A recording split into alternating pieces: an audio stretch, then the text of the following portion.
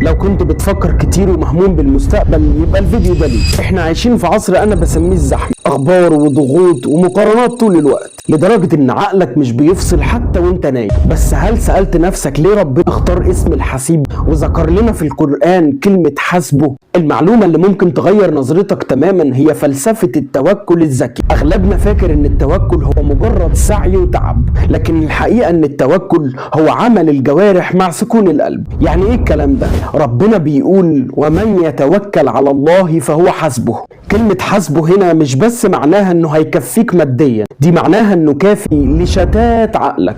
يعني ربنا هيلم لك كل افكارك اللي مبعترة في 100 حتة ويطمن قلبك وسط العاصفة. الحل بسيط لكن مفعوله سحر. اول ما تحس بضغط التفكير كرر كلمة حسبي الله بوعي كامل. استشعر ان ربنا كفاية عن كل مشاكل البشر والنتائج اللي انت خايف منها. هو اللي بايده الملك وهو اللي بايده راحتك. لو جربت شعور حسبي الله قبل كده واحتاجته النهارده، اكتب يا رب في التعليقات وشارك الفيديو ده مع حد شايل الهم، يمكن تكون سبب في راحته.